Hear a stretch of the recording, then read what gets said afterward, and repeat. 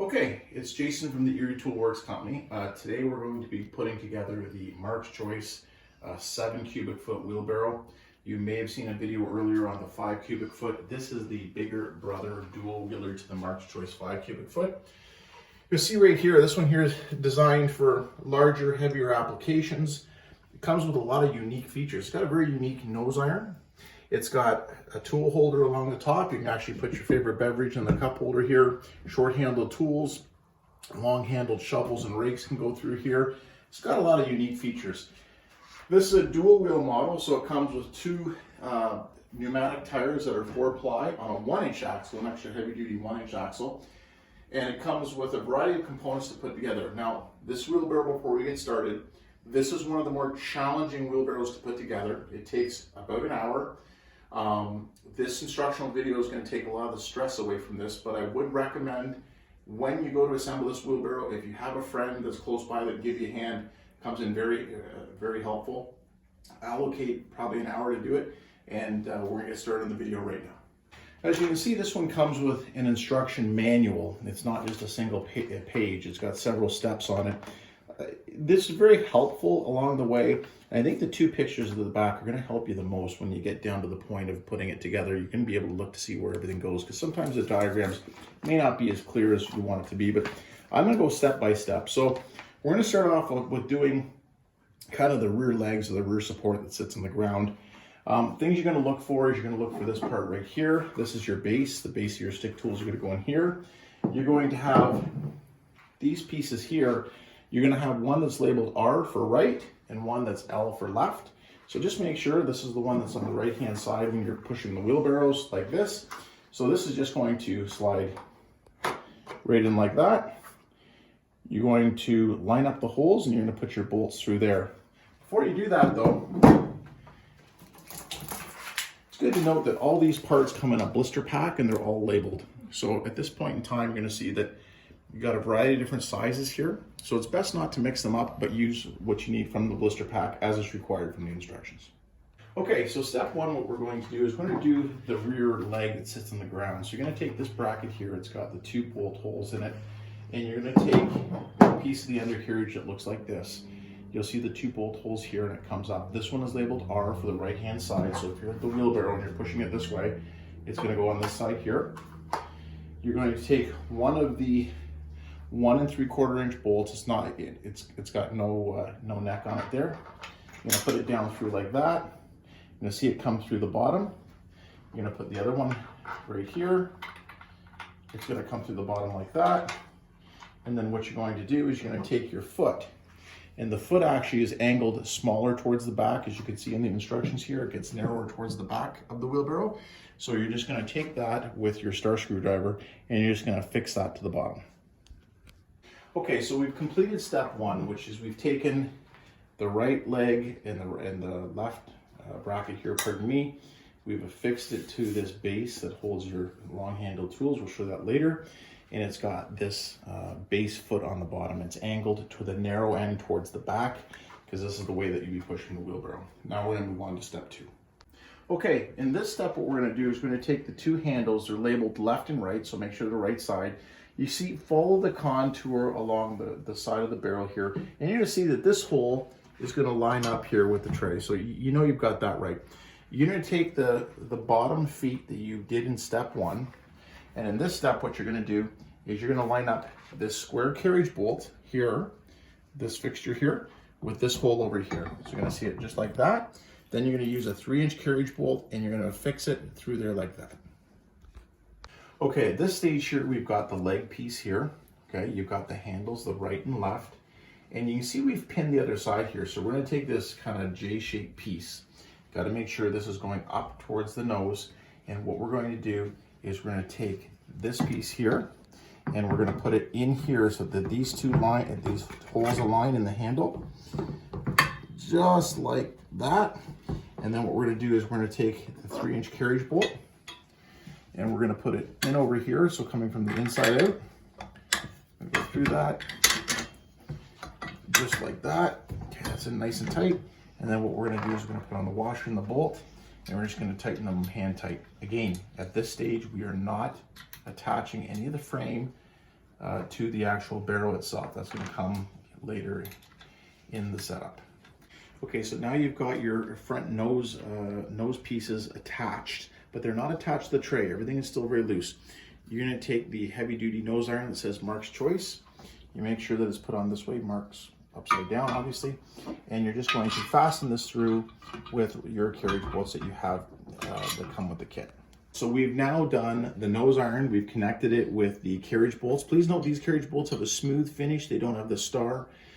Use those carriage bolts. The Mark's Choice logo is facing out, that's good. As we come through the frame, we can see that we've pinned the handle, which is this piece here, to the undercarriage piece, and then we've got the leg pinned through here. The next step, what we're going to do is we're going to put in the U-bolt that's going to hold the massive 1-inch axle. So what we're going to do now is we're going to put a carriage bolt like that, and we're going to get the washers and the nuts, and we're going to fix them to both sides. All right, at this phase here, you can see we're starting to get the frame to come together. We've got the handles, we've got the front nose iron piece, we've attached that, we've got the rear leg stabilizer here that's ready to be used. And now we're going to take the massive 1-inch axle and we're just going to open this up. You're going to pass it through here like that. Try and center it the best you can here. You're going to see that there's a space here for 2 cotter pins to hold the tire on this side, and there's about an equal distance on the other side. So that's an area here. You want to make sure you leave the space for that. So we're going to go now and place the tire as well as the cotter pins on. Okay, this stage we put on our 1-inch axle. Haven't fastened it down tight yet. Just going to show you the procedure. You're going to take your large washer, put it on, and put the tire with the valve stem out. You're going to put this on, the last washer, and then this last step, you're going to take and put on this cotter pin like that. Just find the hole and push it through like that. At this stage, we've got the wheels on, we've flipped over the undercarriage of the wheelbarrow. This stage, what we're going to do is we're going to tighten up these nuts here, because once we lay it onto the tray, that's going to be next to impossible to do. Center spacing here, getting this adjusted correctly, looks to be approximately 3.5 inches, so I've measured the distances here, and you're going to use your 1/2-inch socket, and you're just going to tighten these down. Okay, so now what we've done is we've tightened up our bolts in the nose iron. If you come with me, I'll show you. We've tightened up here the U-bolts. I've measured an equal distance from here to here on both sides to make sure that it's centered, which actually works out to be here. I'll just pull it. In case to get it centered, it looks like it's about 3.5 inches, 3 5/8 maybe to be exact. I've snugged this up, but I haven't tightened it all the way. That'll be a final adjustment. I've done it to this and tightened these two on. So the wheels are on, this is snug, these are tight, these are tight, these are just need to be tightened up a bit. Now I'm going to take the tray and do a fitting. I'm going to drop it in from the top and just see how it sits here. And sure enough, I can kind of see the 4 holes, see the holes right there. They look like they line up well. So this now looks like it's a stage that we can start dropping the bolts in and fastening the tray to the frame.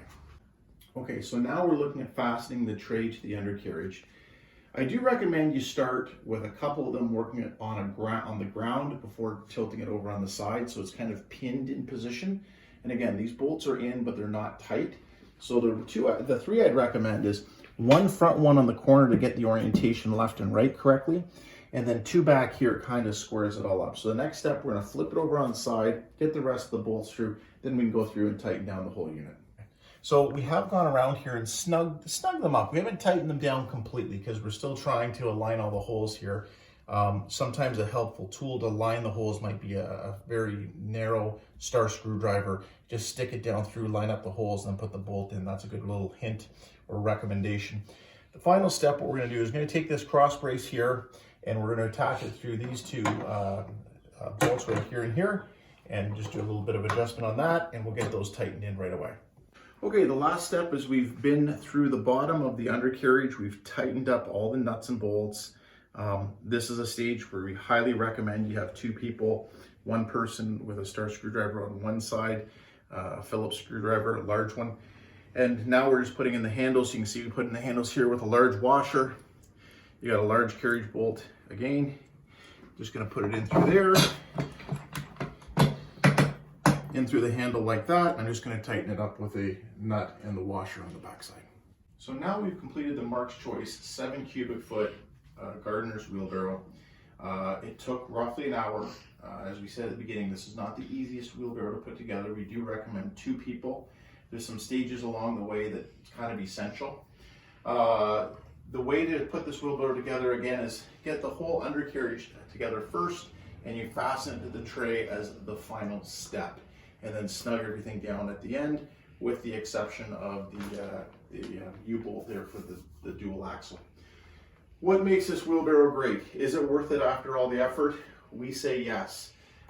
It's got some really cool long-handled stick tool holders. So you see here that I've got a hoe here, a standard gardening hoe, put it in the bottom, rests in there. If you ever need to use it, you just pull it straight out, and away you go.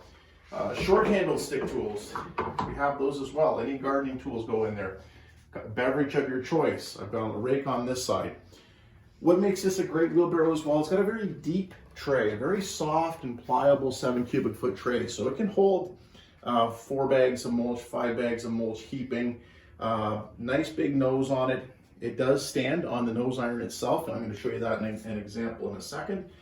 Nice thing about this wheelbarrow, like the MC5 that we showed in the video before, the axle is further back than a traditional wheelbarrow. So where a traditional wheelbarrow would be right here near the front, you've got to lift and push. This is not that at all. This could be full with 250, 300 pounds. It's more of a tilt and push. So it's really easy on your back. So this is basically the bigger brother to the MC5 that you'll see in the home hardware lineup. So great little wheelbarrow. I'm going to show you one last trick before we go. I'm just going to take out all the garden tools. So this is really like having a couple extra set of hands. I'm going to take out these 2 stick tools here. Like that. Put the beverage over here.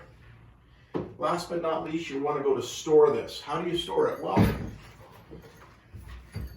it stores on itself. It just stores right on the nose iron. So you can put it in a garage just like that.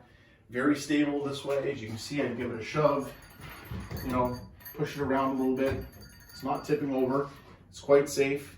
Highly recommend the product. If you have any questions about how to put it together, we do have an instruction manual, and we do find that these images here of the undercarriage do help the people putting this together, so please look at that. If you ever need to reach us, the best way to reach us by phone Monday to Friday, 9 o'clock in the morning to 4:30 in the afternoon Eastern. Phone number would be 1-866-316-3743. Press extension 1 for customer service. You can reach us 24 hours a day by email, service@etwcompany.com. Again, this product here is available through Home Hardware currently. It's a great gardener's wheelbarrow, a lot of variety, a lot of things you can do with it. We highly recommend it. It's worth the extra effort to put it together. Go to a local Home Hardware store today and pick this up.